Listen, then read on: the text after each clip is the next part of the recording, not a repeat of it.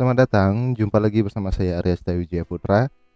Dan kali ini kita akan membahas tentang cemaran kimia beserta bahaya dan sumbernya. Jadi cemaran kimia itu adalah cemaran dalam pangan yang berasal dari unsur atau senyawa kimia yang dapat merugikan dan membahayakan kesehatan manusia. Yang mana cemaran kimia itu dapat berupa cemaran logam, cemaran mikotoksin, cemaran antibiotik, dan cemaran kimia bahan lainnya ya. Jenis-jenis dari cemaran kimia itu ada 7.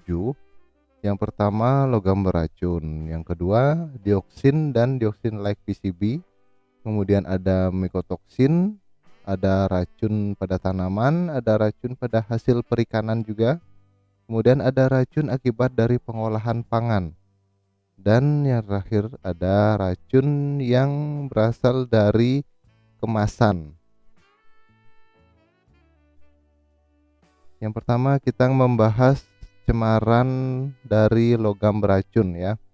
Logam beracun itu adalah istilah yang digunakan untuk logam yang bersifat toksik. Nah, secara umum logam beracun akan selalu ada pada pangan dalam jumlah yang rendah.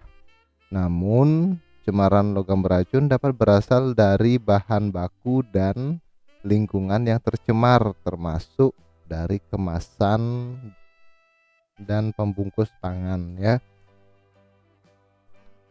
Logam beracun ini sangat susah dikeluarkan dari dalam tubuh manusia dan cenderung akan tertimbun dalam jaringan tertentu seperti rambut, tulang, dan jaringan lunak lainnya.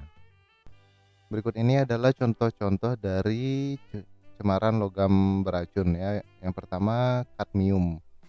Ini bersumber dari lingkungan, dari penggunaan pupuk atau kegiatan industri. Akumulasi kadmium ini dapat menyebabkan gangguan ginjal. Kemudian ini ada timah. Timah ini bersumbernya itu dari industri pengalengan pangan, seperti pengalengan sarden ya, pengalengan ikan itu, dan pengalengan kornet juga. Timah ini dapat menyebabkan iritasi pada saluran pencernaan, anoreksia atau muntah-muntah. Kemudian ada dapat menyebabkan ataksia dan kelemahan otot. Selanjutnya timbal. Nah, ini timbal ini berbahaya juga. Sumbernya itu dari polusi asap kendaraan biasanya. Paparan terhadap timbal yang berlebihan dapat menyebabkan kerusakan otak, menghambat pertumbuhan anak-anak, kerusakan ginjal, gangguan pada kecerdasan, kerusakan syaraf, dan lain sebagainya. Ya, ini jadinya harus hati-hati apabila kita membeli makanan di luar ya, di pinggir jalan. Kan banyak asap kendaraan bermotor itu. Nah, cemarannya timbul dari sana. Kemudian merkuri ya, atau disingkat Hg. Pencemaran merkuri ini dapat terjadi akibat pencemaran lingkungan tempat budidaya bahan pangan tersebut, terutama jenis ikan dan krustasiae. Kemudian konsumsi merkuri berlebih dapat menyebabkan gangguan otak seperti gangguan daya ingat. Nah, jadi ini berbahaya juga ya merkuri. Lanjut kita ke dioksin. Dioksin merupakan kelompok senyawa yang terdiri dari beberapa senyawa kimia dengan struktur kimia dan karakteristik biologi tertentu. Dioksin itu ada 3 kelompok senyawa. Ini ada 3 kelompok ya. Sumbernya itu berasal dari hasil pembakaran ya, aktivitas pembakaran. Dioksin dapat tersimpan dalam tumbuhan dan tanah yang dapat mengkontaminasi pakan dan pangan. Jadi ini dari hasil-hasil pembakaran. Bahayanya dapat menurunkan asupan makanan dan hilangnya berat badan, pendarahan di beberapa organ, penurunan selularitas sumsum tulang, dan hilangnya lemak tubuh. Ini apabila kita terpapar oleh dioksin. Selanjutnya, cemaran mikotoksin. Mikotoksin itu adalah hasil metabolit sekunder yang bersifat toksik yang diproduksi oleh berbagai jenis kapang ya. Kapang penyebab mikotoksin biasanya itu tumbuh di daerah yang beriklim tropis dengan suhu dan kelembaban yang tinggi.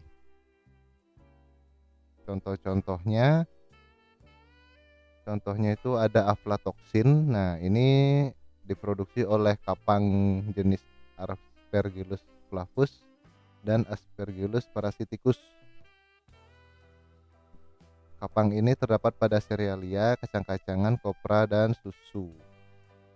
Apabila kalian terpapar aflatoksin dalam jumlah yang banyak, akan dapat menyebabkan kanker pada hati, paru, dan ginjal.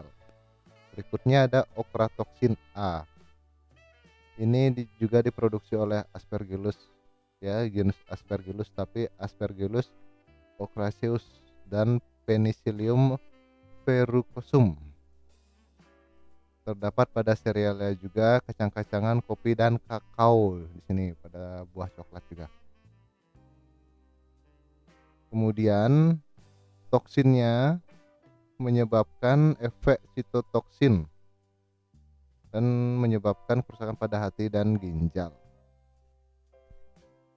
Perlu kalian ketahui, sitotoksin adalah zat yang mengakibatkan kerusakan sel ya. Jadi okratoksin ini dapat menyebabkan kerusakan sel kalian. Selanjutnya ada deoksinivalenol atau disingkat DON. Diproduksi oleh Fusarium graminearum ya. Ini terdapat pada gandum, jagung, sorghum, dan beras. Gejala yang ditimbulkan oleh konsumsi gandum yang mengandung DON ini adalah sakit perut, pusing, sakit kepala, iritasi pada tenggorokan, mual, muntah, diare, dan diare berdarah. Kemudian ada fumonisin, ini yang terakhir diproduksi oleh Fusarium juga, Fusarium moniliforme. Terdapat juga pada jagung, beras, dan sorghum. Dapat menyebabkan gangguan kesehatan dengan gejala hilang nafsu makan dan lesu. Jadi cemaran mikotoksin itu sebagian besar terdapat pada produk serealia dan kacang-kacangan. Maka tidak menutup kemungkinan bahwa tiap produk tersebut, kacang-kacangan, serealia, dan lain sebagainya itu mengandung lebih dari satu jenis mikotoksin. Jadi banyak mengandung mikotoksinnya ya. Jadi kita harus pintar-pintar memilih bahan pangan juga. Berikutnya, racun pada tanaman. Racun pada tanaman ini yang banyak menimbulkan masalah dalam keamanan pangan adalah asam sianida atau disingkat HCN. Asam sianida ini senyawa yang sangat beracun ya. Senyawa ini tidak berwarna, kemudian rasanya pahit. Aromanya seperti kacang almond, bersifat mudah terbakar. Ini terdapat pada singkong sianida ini, asam sianida ini. Kemudian asam sianida ini dapat menyebabkan mual, muntah, sakit kepala, sulit bernafas, hingga kematian. Jadi ini sangat berbahaya asam sianida ini. Berikutnya racun pada hasil perikanan. Contohnya di sini ada tetrodotoxin atau disingkat TTX. Ini adalah suatu neurotoksin yang berasal dari bakteri yang berasimilasi ke dalam jaringan ikan buntal. Nah, jadi pada ikan buntal itu ada racun toksin yang sebenarnya sumbernya dari bakteri. Terdapat pada ikan buntal, kodok Atelopus, gurita cicit biru, bintang laut, dan yang lain sebagainya ini ya. Dapat menyebabkan kelumpuhan pada otot pernafasan.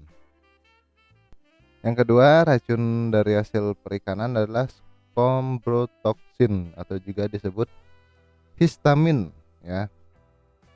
Histamin ini banyak terbentuk pada ikan famili Scombridae seperti tuna dan makarel. Nah, efek yang ditimbulkan apabila kita mengkonsumsi ikan yang banyak mengandung histamin adalah mual, muntah, diare, kram perut, perasaan geli ya atau disebut tingling, nah susah bernafas, rasa panas ketika membasuh wajah, gelisah, dan wajah berwarna gelap seperti habis terbakar. Nah, seperti itu. Kemudian kita lanjut ke zat kimia beracun akibat dari pengolahan pangan. Zat kimia beracun akibat dari pengolahan pangan merupakan bahan kimia yang keberadaannya dalam pangan itu tidak dikehendaki ya, dan kebanyakan terbentuk karena proses pengolahan. Cemaran tersebut contohnya antara lain ada benzoapiren, kemudian ada kloropropanol, ada akrilamida, dan yang terakhir adalah asam lemak trans. Yang ini merupakan hasil degradasi dari minyak goreng. Selanjutnya, senyawa kimia beracun akibat dari migrasi komponen kemasan pangan ke dalam pangan ya.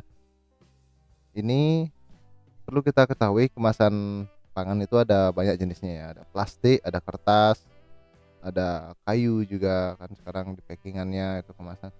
Dari bahan-bahan tersebut ada senyawa yang dapat bersifat racun untuk makanan ya. Seperti bisphenol A atau BPA, kemudian ada stirena, kemudian ada monomer vinil klorida dan senyawa ftalat, dan yang terakhir ada formaldehida. Ya, jadi empat senyawa tersebut yang bersifat racun ya, yang berasal dari migrasi komponen kemasan ke bahan pangan. Ya, itulah tadi cemaran kimia ya. Semoga kalian memahaminya dan terima kasih.